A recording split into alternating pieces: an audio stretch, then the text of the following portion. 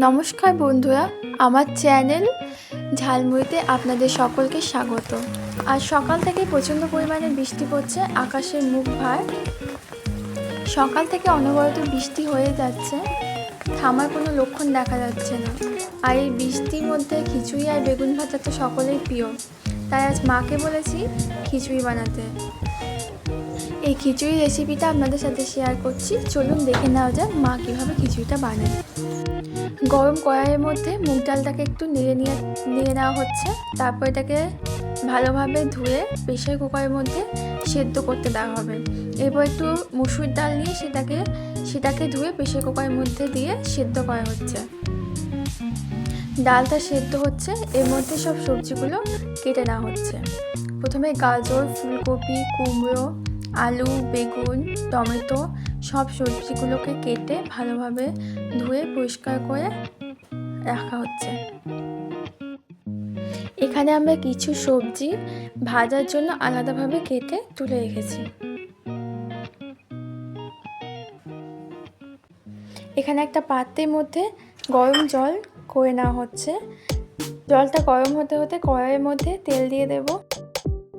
তেলটা গরম হয়ে গেলে ফোড়নের জন্য দিয়ে দেব তেজপাতা, শুকনো লঙ্কা ও কিছুটা গ্রেট করে রাখা আদা।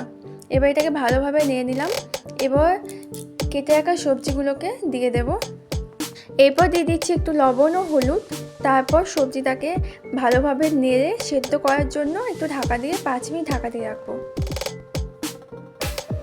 এবার আমরা খিচুড়ির জন্য রাখা গোবিন্দভোগ চালটাকে ভালোভাবে ধুয়ে নেব এবং আগে থেকে গরম করে রাখা জলটা দিয়ে চালটাকে ফুটিয়ে নেব। এবার আমাদের সবজিগুলো ভাজা হয়ে গেছে। এর মধ্যে সেদ্ধ করে রাখা মুগ ডাল, মুসুর ডাল ও ছোলার ডালটাকে দিয়ে দেব। চালটা সিদ্ধ হয়ে গেছে। এবার আমরা ভেজে রাখা সবজি ও ডালটাকে চালের মধ্যে দিয়ে ভালোভাবে নেড়ে নেব। এদিকে খিচুড়িটা হচ্ছে, তার মধ্যে আমরা ভাজার জন্য কেটে রাখা সবজিগুলোর মধ্যে লবণ হলুদ মিশিয়ে নেব। এরপর কড়াইয়ের মধ্যে বড়া ভাজা হচ্ছে, সেটা আলু ও বেসন দিয়ে মেখে বড়াগুলো তৈরি করা হয়েছে। সেগুলো ভাজা হয়ে গেছে, এবার তুলে নেওয়া হবে। এবার কড়াইয়ের মধ্যে দিয়ে দেওয়া হবে আলু, সেগুলো ভাজা হয়ে গেলে তুলে নেব। এরপর বেগুন ও কুমড়োগুলোকে ভালোভাবে ভেজে নিতে হবে। এদিকে খিচুড়িটা আমাদের কমপ্লিট হয়ে গেছে। এর মধ্যে আমরা একটু ঘি দিয়ে ভালোভাবে নেড়ে নেব। এবার আমাদের খিচুড়িটা হয়ে এসছে, এটা এবার খাওয়ার জন্য তৈরি।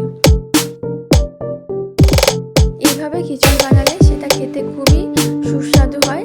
আপনারাও বাড়িতে এইভাবে খিচুড়ি বানিয়ে, বৃষ্টির দিনে এইভাবে খিচুড়ি বানিয়ে খেয়ে দেখতে পারেন।